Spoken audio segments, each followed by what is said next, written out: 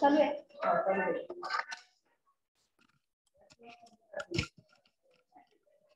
Good afternoon everyone. आज आपल्याला marketing environment unit 2 हा टॉपिक बघायचा आहे. आपण काढते ते काय आहे ते. Just a second.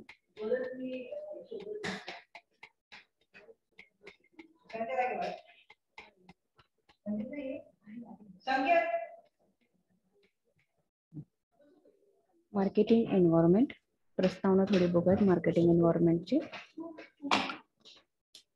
Success of any organization depends on marketing. Various factors affect marketing functions.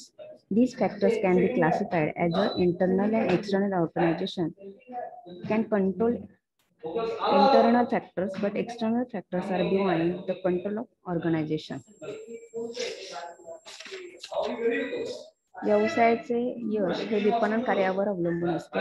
विपणन कार्यावर विविध घटकांचा परिणाम होतो. यापैकी काही अंतर्गत घटक असतात तर काही बहिर्गत घटक असतात. व्यवसाय संस्थेला अंतर्गत घटकांवर काही प्रमाणात नियंत्रण ठेवता येते, परंतु बहिर्गत जे घटक असतात त्याच्यावर आपण नियंत्रण ठेवू शकत नाही किंवा ठेवता येत नाही, अवघड असतं. The factors affecting marketing are known as the internal environment and external environment. Organization can be control internal factors. Therefore, these factors do not adversely affect marketing, but it is difficult to control external environment which affect marketing. विपणनावर परिणाम करणाऱ्या अंतर्गत घटकांना अंतर्गत पर्यावरण तर बाह्य घटकांना बाह्य पर्यावरण असे म्हणतात. अंतर्गत पर्यावरणावर नियंत्रण ठेवणे शक्य असल्यामुळे विपणनावर त्याचा परिणाम होत नाही, परंतु बाह्य पर्यावरणावर नियंत्रण प्रस्थापित करणे शक्य नसते. बाह्य पर्यावरणाचा परिणाम विपणन कार्यावर होतो. त्यामुळे व्यवसाय संस्थेला आपली अल्पकालीन दीर्घकालीन धोरणे ठरवताना बाह्य पर्यावरणाचा विचार करावा लागतो. It is necessary to study business environment scientifically at a regular intervals. Predication and plans get failed if organization ignore environment. Therefore, study of environment is must. पर्यावरणाची दखल न घेता केलेले अंदाज व नियोजन अयशस्वी ठरते. म्हणूनच आधुनिक काळात पर्यावरणाच्या अभ्यासाला विशेष महत्त्व प्राप्त झालेले. म्हणजे अंतर्गत पर्यावरण आणि बहिर्गत पर्यावरण मार्केटिंगच्या संदर्भातलं ते लक्षात ठेवूनच आपल्याला काय करावं लागतं, सगळ्या गोष्टींचा प्लॅन करावा लागतो. बघा, सब्जेक्ट डिस्क्रिमिनेशन विषयाचे विवेचन आहे. Therefore, while taking decision, organization has to consider about it. From this, one can state the environment is the most important fact. पर्यावरण हे स्थिर नसते, हे सतत बदलते. त्यामुळे त्याचा वेध घेऊन संस्थेला योग्य निर्णय घ्यावे लागतात. यावरून पर्यावरण हा अत्यंत महत्त्वाचा घटक असल्यामुळे त्याचा अर्थ समजून घेणे आवश्यक आहे. आता meaning of marketing environment. Environment is a simple word means a surrounding. म्हणजे एन्व्हायरमेंट म्हणजे काय, तर त्याचं महत्व काय आहे, सोपा शब्द तर वातावरण, surrounding. It includes external factors which affect marketing process. आणि त्याचा पर्यावरणाचा जो आहे परिणाम बाह्य घटकांचा समावेश त्याच्यामध्ये होत असतो. याच्याविषयी विल्यम एफ ग्रेग यांनी बघा काय केलेली आहे. पहिल्यांदा मी इंग्लिश मध्ये वाचते. Williams F has defined environment on external factors which offers opportunity and the challenges before organization. These factors includes economic, political, legal, competitive, market suppliers, technological, geographical and social. त्याचे मराठीत आपण अर्थ बघूयात. पर्यावरण म्हणजे संस्थेपुढे संधी आणि आव्हाने निर्माण करणारे बाह्य घटक होय. अशा अनेक घटकांपैकी आर्थिक, शासकीय, वैधानिक, बाजारपेठ आणि स्पर्धा पुरवठादार आणि तंत्रज्ञान, भौगोलिक आणि सामाजिक घटक विशेष महत्वाचे आहेत. या व्याख्येवरून काय कळतंय तर in short marketing environment is a sum total of external factors which affect marketing management. External factors of environment can further be divided into. म्हणजे या व्याख्येवरून आपल्याला हे समजतंय की बाह्य घटकांची गोळाबेरीज म्हणजे विपणन पर्यावरण होय. पर्यावरणाचा भाग असलेल्या बाह्य घटकांचे 2 स्तर पडतात. हे स्तर 2 कुठले आहेत तर मॅक्रो आणि मायक्रो. तर मॅक्रोमध्ये काय येतं, this includes the demographic expect economic conditions, culture, and legal aspect. These factors affect all business organization, hence they are called macro. Macro म्हणजे काय तर समग्र परिणाम करणारे घटक. या प्रकारामध्ये जनसांख्यिक घटक म्हणजे संख्या कशी आहे, लोकसंख्या, आर्थिक परिस्थिती कशी आहे, संस्कृती, कायद्याचा समावेश याच्यामध्ये होतो. या घटकांचा परिणाम सर्वच व्यवसाय संस्थांवर होतो. त्यामुळे या घटकांना समग्र परिणाम करणारे घटक असे म्हणतात. तर दुसरे कुठला आहे तर मायक्रो, सूक्ष्म परिणाम करणारे घटक. Under the suppliers, agents and customers are included. These factors affect specific business, hence they are called the macro.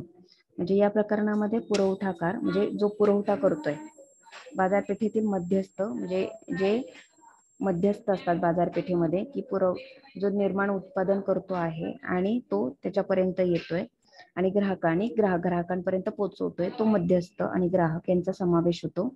या घटकांचा परिणाम विशिष्ट व्यवसाय संस्थेवर होतो. त्यामुळे या घटकांना सूक्ष्म परिणाम करणारे घटक असे म्हणतात. Business and its market mainly depends on situation of environment.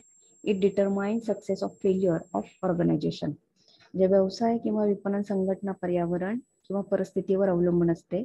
पर्यावरणावरूनच संस्थेचे यशापयश काय होत असते, ठरत असते. पर्यावरणाचा जर विचार केला नाही तर काय होणार नाही, मार्केटिंग सक्सेसफुल होऊ शकत नाही. आता हा स्वाध्याय आहे, तो स्वाध्याय तुम्ही सोडवायचा आहे. तर 2.2 nature of scope of environment म्हणजे पर्यावरणाचे स्वरूप आणि व्याप्ती कशी आहे ते आपण बघूयात. Environment affect business on which business decide the market. For example, due to the culture, environment in the Shirdi and Shevgaon, transport, hotels, tourism business are the started. Sometimes the interfacer has to the adopt with the environment. Accordingly, he has to modify marketing strategy. While sometimes care is the taken to see that how environmental factors will provide favorable. पर्यावरणाचा व्यवसायावर परिणाम होतो, त्यानुसार बाजारपेठ ठरत असते. उदाहरणार्थ शिर्डी किंवा शेवगाव येथे विशिष्ट परिस्थितीमुळे खाद्यपदार्थ विक्री, वाहतूक, पर्यटन, हॉटेल इत्यादी व्यवसाय सुरू झालेले असतात. कधी कधी व्यवसाय संस्था भोवतालच्या परिस्थितीशी जुळवून घेतात. म्हणजे शिर्डीमध्ये बघा सगळे हॉस्टेल्स म्हणजे धर्मशाळा आहेत तिथे, आणि आपल्याला काही 20 रुपयाला 30 रुपयाला पाण्याची एक बादली मिळते, तिथेच खाली लगेच नाश्त्याची सोय असते. असेच व्यवसाय डिपेंड वातावरणावर असतात. कधी कधी व्यवसाय संस्था भोवतालच्या परिस्थितीशी जुळवून घेतात.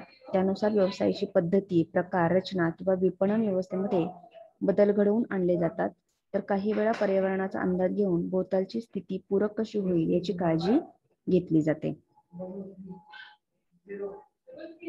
आता हे बघा, from the define of environmental it is clear that there are various aspect of environment. It is clear from the following diagrams. म्हणजे याच्यामध्ये अनेक अंग आहेत, त्या अंग ह्या डायग्रामवर आपल्याला काय स्पष्ट होऊ शकतात. मार्केटिंग, नंतर मग काय कॉम्पिटेटिव्ह म्हणजे स्पर्धा, टेक्निकल म्हणजे तांत्रिक बाबी काय मार्केटिंग मधल्या, लिगल आणि पॉलिटिकल म्हणजे राजकीय आणि कायदेशीर कुठल्या बाबी आहेत की कुठल्या राजकीय गोष्टी आहेत आणि राजकारणामुळे किंवा पॉलिटिकल कायदेशीर कुठल्या गोष्टी आहेत त्यानुसार आपल्याला मार्केटिंग ठरवावं लागतं. सोशल कल्चर म्हणजे सामाजिक आणि सांस्कृतिक तत्व काय आहेत, म्हणजे सांस्कृतिक आणि सोशल सामाजिकतेला डावलून आपण कुठल्याही मार्केटिंग करू शकत नाही किंवा त्यांच्या भावनांना आपण ग्राहकांच्या भावनांना हात घालू शकतो, पण ते पॉझिटिव्ह पद्धतीने. निगेटिव्ह पद्धतीने आपण त्यांना किंवा त्यांच्या संस्कृतीला जर धक्का लागला तर ते मार्केटिंग फेल जाऊ शकतं. डेमॉन्स्ट्रेटिव्ह म्हणजे जनसांख्यिकी म्हणजे जनसंख्याच्या नुसार इकॉनॉमिक कंडिशन म्हणजे आर्थिक परिस्थिती कशी आहे त्यानुसारच आपल्याला मार्केटिंग काय करू शकतो. मार्केट खूप घसरलंय आणि आपण मार्केटिंग करू लागलो तर ग्राहक आपल्याला मिळण्याची काही नाहीये शक्यता, तिथे खूपच कमी संभवते. All of factors are the unconditionable म्हणजे हे सगळे जे घटक आहेत ते अनियंत्रित स्वरूपाचे, म्हणजे त्याच्यावर आपलं कुठलंही काही नाहीये, नियंत्रण नाहीये. But they are not the completely beyond the control and the, म्हणजे हे सगळेच काही नाही आहेत अगदीच, म्हणजे जर अनियंत्रित असले तरी पूर्णतः ते अनियंत्रित नाही आहेत. And the entrepreneur can the control these factors to come extent, that is the business organization can take help of the reputed foreign organization to survive the international market. म्हणजे व्यवसाय संस्थेला काही प्रमाणात बाह्य घटकांवर नियंत्रण प्रस्थापित करता येते. उदाहरणार्थ आंतरराष्ट्रीय बाजारपेठेत स्थान टिकून ठेवण्यासाठी व्यवसाय संस्था एखाद्या प्रतिष्ठित विदेशी संस्थेचे सहकार्य लाभू शकते. While through the political pressure, it is possible to change political aspect of environment. Similarly, by the innovation, new techniques, competitive strength can be built up. तसेच राजकीय दडपण आणून राजकीय परिस्थितीमध्ये बदल घडवून आणता येतो. नवीन तंत्र विकसित करून संस्थेची स्पर्धात्मक क्षमता वाढवता येते. Nature of environment can be the clear from the various aspect. म्हणजे पर्यावरणाचा भाग असलेले विविध घटकांचे स्वरूप खालील विवेचनावरून स्पष्ट होते. पहिला एस्पेक्ट आहे डेमोग्राफिक एस्पेक्ट, म्हणजे जनसांख्यिकी तत्व. दिस एस्पेक्ट इन्क्लूड्स, म्हणजे त्याच्यात मध्ये काय काय इन्क्लूड्स आहेत बघा. जनसांख्यिक तत्वामध्ये खालील बाबींचा समावेश होतो. Size of population, rate of increase in the population of composition, sex compositions. लोकसंख्येचा आकार, वाढीचा दर, वय, संरचना आणि लिंग संरचना यानुसार काय होते. महत्वाचा हा मुद्दा आहे, म्हणजे तत्व आहे ते जनसांख्यिकी तत्वातलं एक. साईज ऑफ फॅमिली म्हणजे कुटुंबाचा आकार. इकॉनॉमिकल लेवल ऑफ पॉप्युलेशन म्हणजे लोकसंख्येची आर्थिक पातळी. लेवल ऑफ एज्युकेशन म्हणजे शिक्षण स्तर. कास्ट आणि रिलिजन एक्सेट्रा, म्हणजे की धर्म, जात पात इत्यादी ह्या सगळ्या गोष्टी. आणि यावरील सर्व जनसांख्यिकी तत्वे विपणनाशी काय आहेत, संबंधित आहेत. लोकसंख्या वाढल्यास बाजारात वस्तूंची मागणी काय होत असते, वाढते. श्रमिकांची संख्येतही वाढवते. श्रमिकांचा मुबलक पुरवठा झाल्यामुळे मजुरीची दरही काय होत असते, कमी होत असतो. श्रमावरील खर्च पण कमी होतो. त्यामुळे विदेशी भांडवलदारांना देशात भांडवल गुंतवणूक करण्यासाठी प्रोत्साहित करता येते. परंतु प्रगत राष्ट्रांच्या तुलनेत लोकसंख्या वाढ ही अविकसित राष्ट्रांमध्ये काय असते. त्यामुळेच आपल्याला बेरोजगारी खूप प्रमाणात काय होत असते, वाढलेली दिसते. आता दुसरा एस्पेक्ट आहे इकॉनॉमिक एस्पेक्ट, म्हणजे आर्थिक परिस्थिती कशी आहे. Economic aspect includes the following.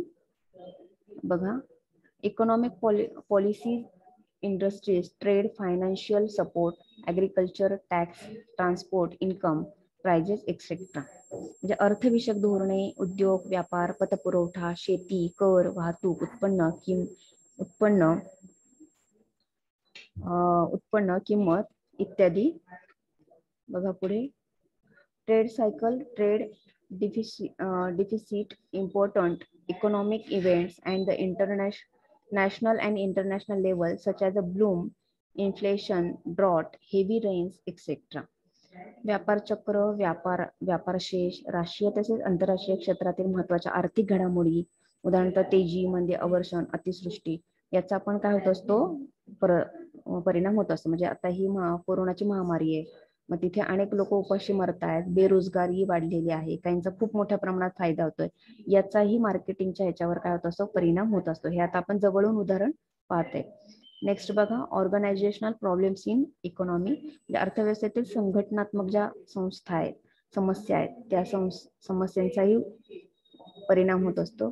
Rules and regulation frame by the central government, state government, municipal corporation, that is the Factory Act, Industrial Dispute Act, Foreign Exchange and Regulation Act and Company Act.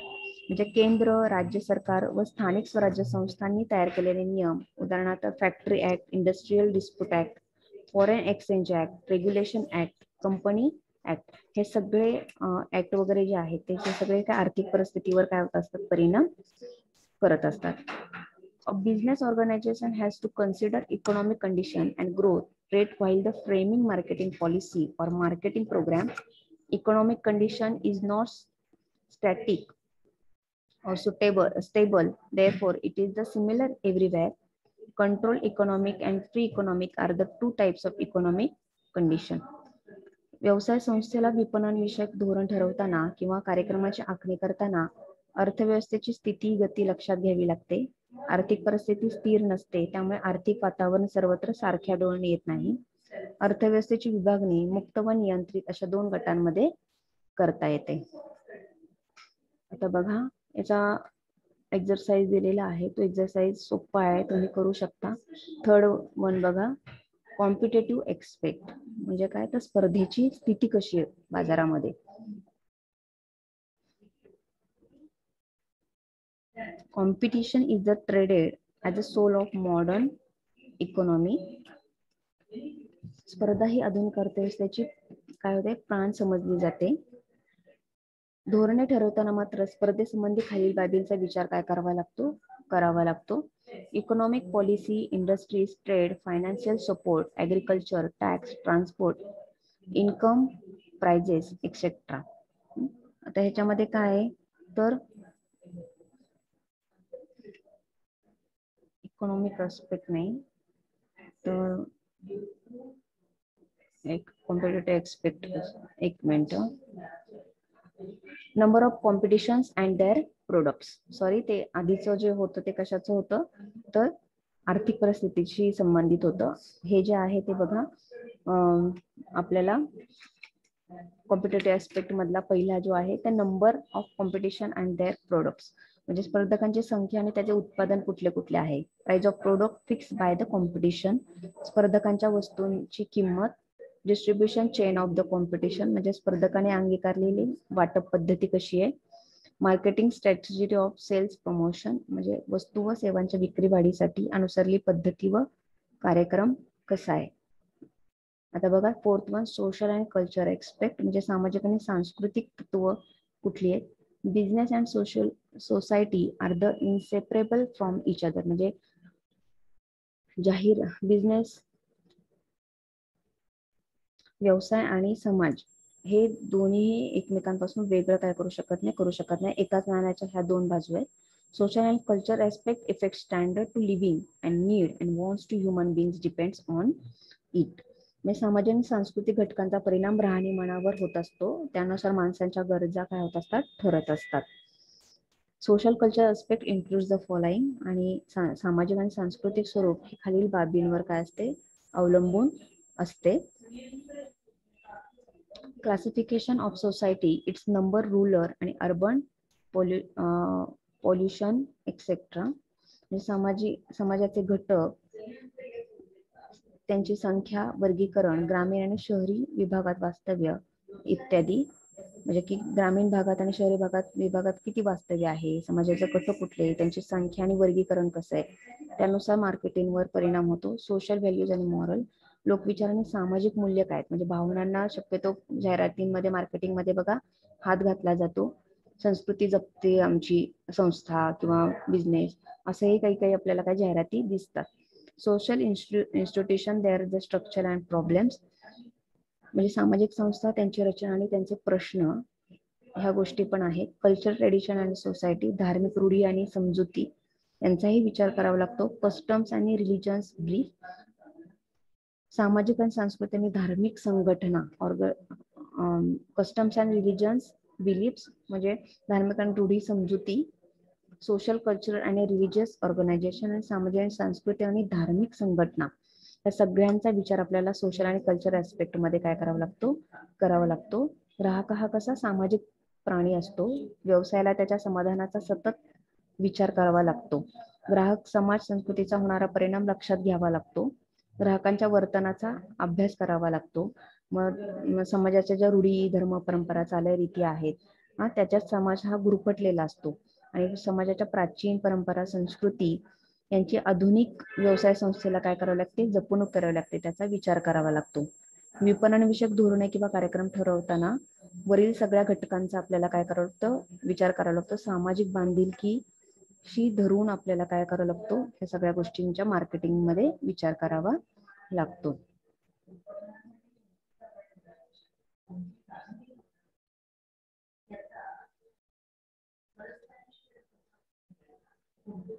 Social cultural आपल्याला झालेले. आता legal and political aspect. Legal and political aspect. आता legal आणि political aspect मध्ये बघा, government rules, regulation and acts directly affected business and it's the marketing policy, political and legal aspect can further the classified into the following 5 categories. म्हणजे हे legal and political aspect आहे त्या 5 categories मध्ये काय झालेले विभागलेले आहेत. राजकीय आणि कायदेशीर जी तत्व आहेत ती तत्व बघा आता कुठले. इकॉनॉमिक अँड फिस्कल पॉलिसी, आर्थिक आणि मौद्रिक धोरण. It is include supply the funds and the tax policy, म्हणजे यामध्ये पैशांचा पुरवठा आणि करविषयक धोरणांचा समावेश होतो. सोशल रूल्स अँड रेग्युलेशन, म्हणजे सामाजिक कायदे व नियम. It is include environment legislation that is the prevent and the protection of the pollution act, म्हणजे यामध्ये पर्यावरण परिणाम करणाऱ्या कायद्यांचा समावेश होतो. उदाहरणार्थ प्रदूषण विरोधी कायदा. पॉलिटिकल इंटरफिअरन्स, म्हणजे राजकीय शासकीय हस्तक्षेप. Industrial policy differs from the country to country. Generally basis of the heavy industries are the own and the manage by the public sector. Remaining the industries are own and manage by the private sector. म्हणजे प्रत्येक राष्ट्रामध्ये सरकारचे उद्योगविषयक धोरण वेगवेगळे असते. सामान्यतः राष्ट्राच्या दृष्टीने महत्वाचे उद्योग सार्वजनिक क्षेत्रात, इतर उद्योग खाजगी क्षेत्रात असतात. आता दुसरं आहे मार्केटिंग पॉलिसी, म्हणजे विपणन विषयक धोरण. Government decides frames and marketing policy. The main objective behind this to the protect customers' interest and to control the competition. Some products are the marketed through the public sector in the interest of policy. Sometimes government determines the market limits. सरकार विपणन विषयक धोरण ठरवित असते. या धोरणाचा उद्देश ग्राहकांना संरक्षण देणे किंवा स्पर्धेवर नियंत्रण ठेवणे हा असतो. सामाजिक हिताच्या दृष्टीने काही वस्तूंचे वितरण सरकारी यंत्रणेद्वारे केले जाते. कधी कधी सरकार बाजाराच्या सीमा काय करत असते निर्धारित करीत असते. प्रोव्हाइड इन्फॉर्मेशन, म्हणजे माहिती उपलब्ध करून देणे. Government provide the information about the market and customers to basis of the provided. A businessman is the able to decide marketing strategy and program. म्हणजे व्यवसायाला मदत करण्यासाठी सरकार बाजारपेठ आणि उपभोक्त्यांसंबंधी माहिती उपलब्ध करून देते. या माहितीच्या अनुषंगाने व्यवसाय संस्थेला विपणन विषयक धोरणे आखता येतात आणि कार्यक्रम हाती घेता येतात. आता 6वं जे आहे ते आहे टेक्निकल ऍस्पेक्ट, म्हणजे तांत्रिक घटक. तांत्रिक घटकामध्ये बघा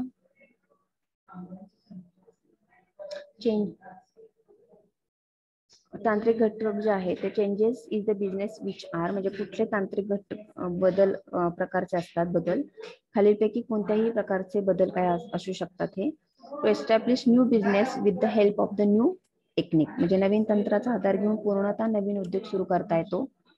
to introduce changes and modify the old business, म्हणजे जुन्या उद्योगामध्ये काही महत्वपूर्ण बदल करता येतात. To promote the business which are not related with the new techniques, म्हणजे नवीन तंत्रज्ञानाशी संबंधित नसलेल्या उद्योगांना प्रोत्साहन देऊन त्यात निर्मिती वस्तूंची विक्री वाढवता येते.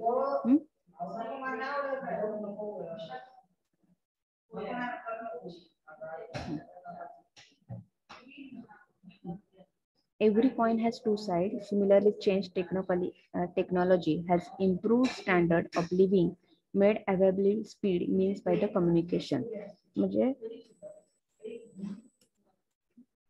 But the dark side, these changes are problems of population. Through the changes, technology have adverse effect on the environment, but it is necessary to keep pace with the changing technology. It is difficult to survive in the competition if businessman neglects the technological changes. Indian government has a relaxed technological transfer, technological cooperation, and did in brief technical aspect directly affect the marketing policy business. म्हणजे तांत्रिक बदलांचे काही दुष्परिणाम पण आहेत, परंतु बदलाच्या जगाबरोबर बदलत्या जगाबरोबर प्रवास करताना तांत्रिक बदलांचा देखील स्वीकार करणे आवश्यक ठरते. तांत्रिक बदलांचा स्वीकार न करणाऱ्या व्यवसायाचे अस्तित्व धोक्यात येते. भारत सरकारने तंत्रज्ञान हस्तांतरण, तांत्रिक सहकार्य, करार यासंबंधी लवचिक धोरण स्वीकारले आहे. त्यामुळे तांत्रिक घटकांचा व्यवसाय संस्थेवर व विपणन धोरणावर महत्त्वपूर्ण प्रभाव झालेला आढळून येतो.